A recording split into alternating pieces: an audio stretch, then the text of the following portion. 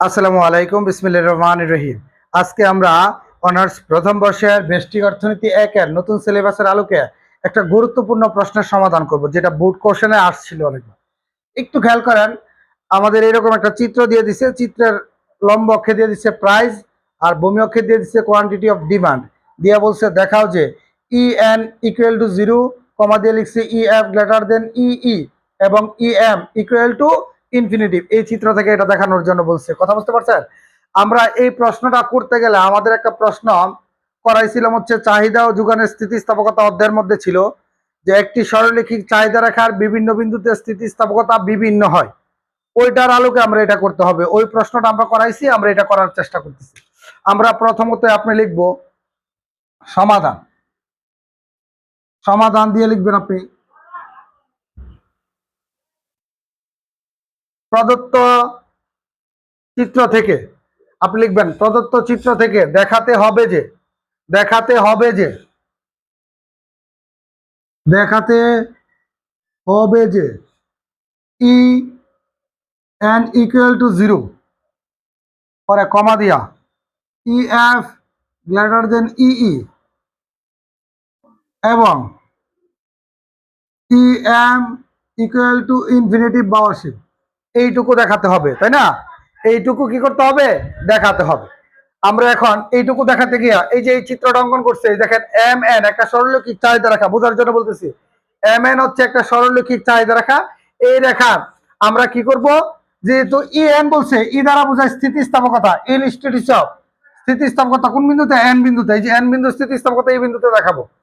E F মানে হচ্ছে F বিন্দু স্থিতিস্থাপকতা, ই মানে হচ্ছে ই বিন্দু স্থিতিস্থাপকতা, ই এম মানে হচ্ছে এম বিন্দুর স্থিতিস্থাপকতা। এর মানে এম ই এফ এন, এই চারটা বিন্দুর স্থিতিস্থাপকতা পরিমাপ করে আমরা দেখাতে হবে E N equal to 0, E F greater than E এবং ই এম ইকুয়াল টু কি? অসীম বা ইনফিনিটি। এইটা দেখানোর জন্য, যেহেতু এটা একটা সরলরেখা, এই সরলরেখার প্রতিটি বিন্দুতে স্থিতিস্থাপকতা পরিমাপ করতে হবে। তাহলে বিন্দু আছে কয়টা? চারটা। একটা এম ই এফ ই, আরেকটা কি? এন। চারটা বিন্দুতে স্থিতিস্থাপকতা পরিমাপ করব। তাহলে আমরা লিখবো, আমরা জানি বিন্দু স্থিতিস্থাপকতার সূত্র অনুসারে লিখে দিবেন। আমরা জানি বিন্দু স্থিতিস্থাপকতার সূত্র অনুসারে বিন্দু স্থিতিস্থাপকতা বিন্দু স্থিতিস্থাপকতা ইকুয়াল টু বিবেচ্য বিন্দুর নিচের অংশ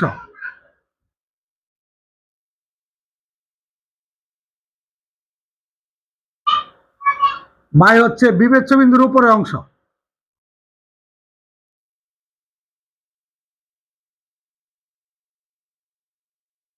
কথা ক্লিয়ার? বিন্দু স্থিতিস্থাপকতার সূত্র অনুসারে বিন্দু স্থিতিস্থাপকতার সূত্রটা হচ্ছে বিবেচ্য বিন্দুর নিচের অংশ বাই হচ্ছে বিবেচ্য বিন্দুর উপর অংশ। এটা আমরা একটি সরলরৈখিক চাহিদা রাখার বিভিন্ন বিন্দু স্থিতিস্থাপকতা বিভিন্ন হয়ে থাকে, ওইটার মধ্যে লিখছিলাম। এই সূত্রটা আমরা মুখস্থ রাখবো। এখন এটা অনুসারে ফার্স্টে কোন বিন্দুতে করব? আমরা ফার্স্টে দেখা দিব এটা। তাহলে এটা কোন বিন্দুতে? এন বিন্দুতে। তাহলে লিখবো চিত্রে এন বিন্দুতে। চিত্রে এন বিন্দুতে, এন বিন্দুতে স্থিতিস্থাপকতা।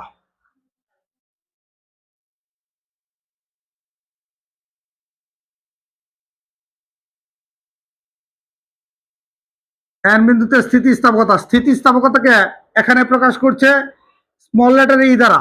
আমরা ক্যাপিটাল লেটার ই দ্বারাও প্রকাশ করতে পারতাম, যেহেতু প্রশ্নে লেখা দিছে স্মল লেটারে, আমরা স্মল লেটার লিখবো। স্থিতিস্থাপকতা মানে ইলিস্টিডিসি, তাহলে ইলিস্টিডিসি লিখলাম, যেহেতু এন বিন্দুতে হবে ই এন ইকুয়াল টু। একটু খেয়াল করেন, এখন বিবেচ্য বিন্দু কোনটা? এন।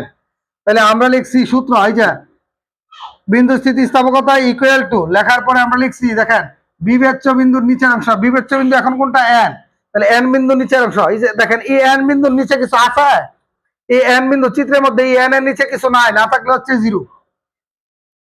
আচ্ছা, পরে নিচে লিখছি বিবেচ্য বিন্দুর উপর অংশ। বিবেচ্য বিন্দু হচ্ছে এন। আমরা কিন্তু এখন কোনো বিন্দু বিবেচনা করতেছি না, রেখাটা হচ্ছে এম এন। আমি আবার বলতেছি, রেখাটা হচ্ছে এম এন, এটার মধ্যে বিন্দু আছে এম ই এফ আর হচ্ছে কি? এন। তাহলে আমরা এখন কোন বিন্দু বিবেচনা না কইরা শুধু এই রেখার মধ্যে বিন্দু বিবেচনা করতেছি এন কে। তাহলে এন বিন্দুর উপরের অংশ, এই বিন্দু নাই এই বিন্দু নাই, তাহলে এন বিন্দুর উপরে কতটুকু? এম পর্যন্ত বলতে পারেন। তাহলে এম বিবেচনা করতেছেন না, রেখাটার নাম হচ্ছে এম এন।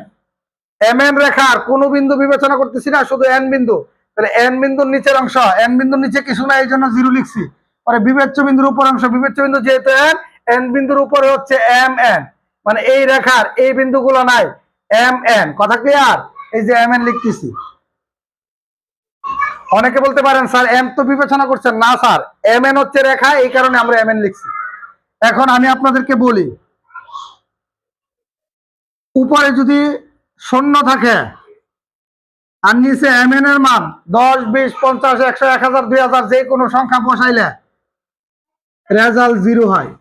কথা বুঝতে পারছেন? এম এন এর মান যাই হোক না কেন রেজাল্ট কি হবে? জিরো। উপরে সংখ্যা থাকে, নিচে যদি যে কোনো একটা সংখ্যা হয়, উপরে শূন্য থেকে নিচে একটা সংখ্যা হইলে রেজাল্ট কত হবে? জিরো হবে। এই কারণে আমরা ই এন ইকুয়াল টু 0/mn কে সমান নামছি কি? জিরো। কথা ক্লিয়ার? আচ্ছা দেখেন, দেখাইতে পারছি এন সমান জিরো। আচ্ছা এখন এফ আর ই বিন্দুটা দেখাইতে হবে, তাই লিখবো এফ বিন্দুতে, এফ বিন্দুতে স্থিতিস্থাপকতা, এফ বিন্দুতে স্থিতিস্থাপকতা হচ্ছে ই। স্থিতিস্থাপকতা কি দ্বারা প্রকাশ করে? এফ বিন্দু বিদায় ই এফ। একটু খেয়াল করেন, এখন বিন্দু বিবেচনা করে হচ্ছে এফ। এই যে এফ বিন্দু, এটা এফ বিন্দু নিচের অংশ, রেখা হচ্ছে এম এন, ই বিন্দু নাই, তাহলে কি এফ বিন্দু নিচের অংশ, এই যে এফ থেকে শুরু করে এইটুকু এফ এন, বা হচ্ছে বিবেচ্য বিন্দুর উপর অংশ, এই যে এফ বিন্দুর উপর অংশ, এফ বিন্দুর উপর অংশে এম এফ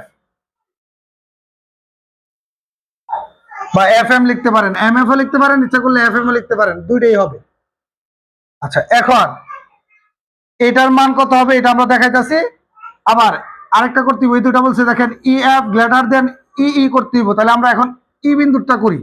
লিখবেন ই বিন্দুতে স্থিতিস্থাপকতা,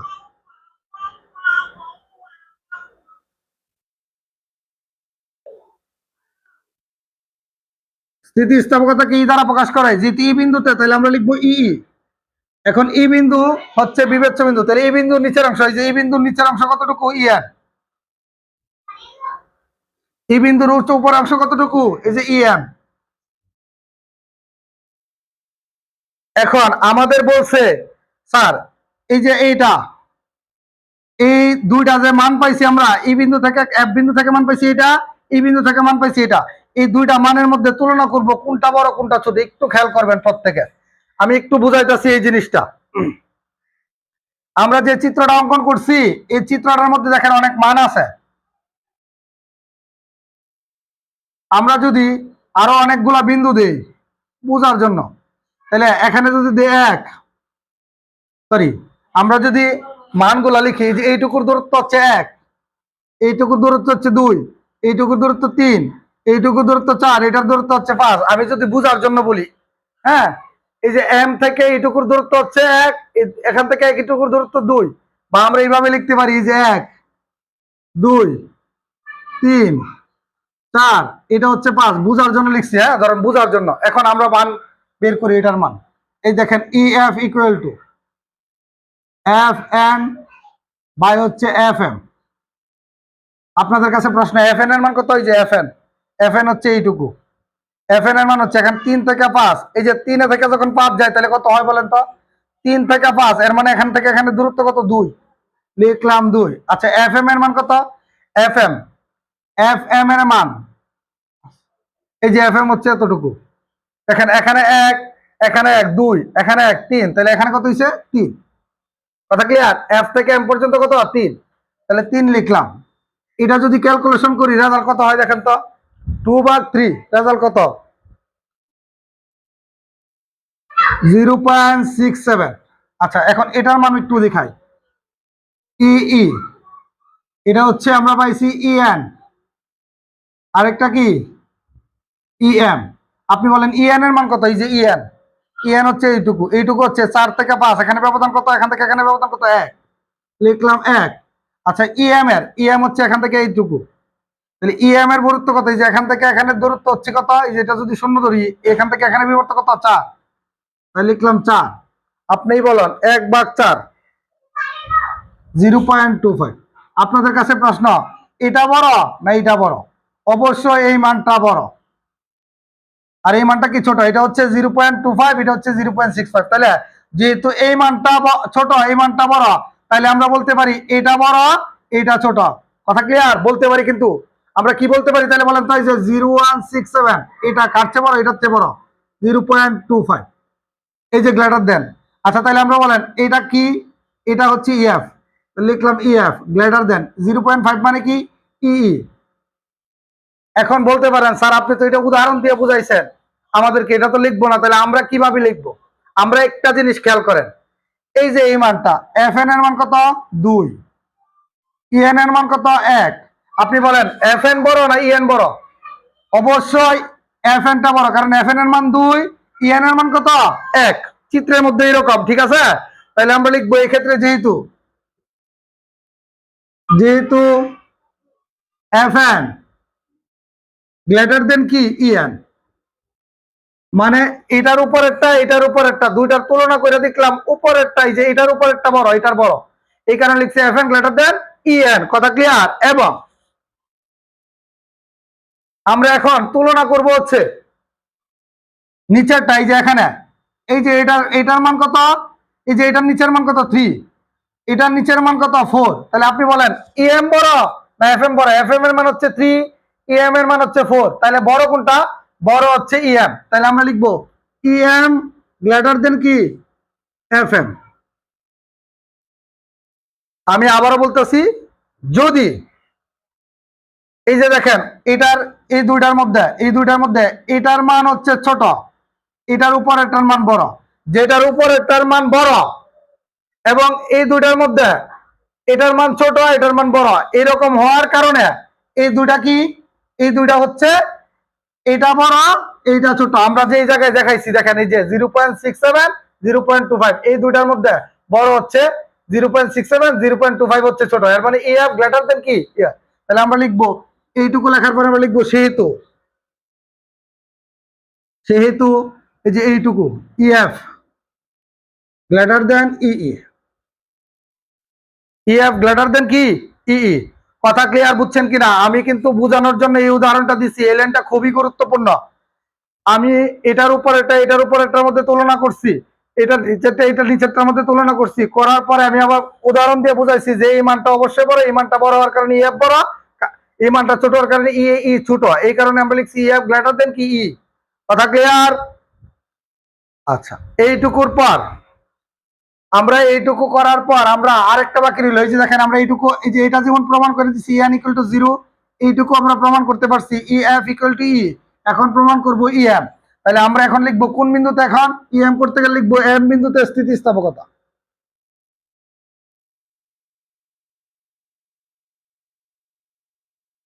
এম বিন্দুতে স্থিতিস্থাপকতা হচ্ছে ইএম। আচ্ছা এখন বিবেচ্য বিন্দু যদি এম হয়, তাহলে এম যদি বিবেচ্য বিন্দু হয় আমরা এগুলো মুছে দিতেছি, এম যদি বিবেচ্য বিন্দু হয় আমরা নাম্বার টাম্বার সব মুছে দিতেছি। এই যে এখন এই যে রেখাটা না, চিত্রটা ছিল এইটুকু প্রশ্নে, এইটার মধ্যে কোনটা বিবেচ্য বিন্দু? এম। এম যদি বিবেচ্য বিন্দু হয় তাহলে বিবেচ্য বিন্দুর নিচের অংশ, এই যে দেখেন বলছি বিবেচ্য বিন্দুর নিচের অংশ, এম এর নিচের অংশ কত পর্যন্ত? এন পর্যন্ত।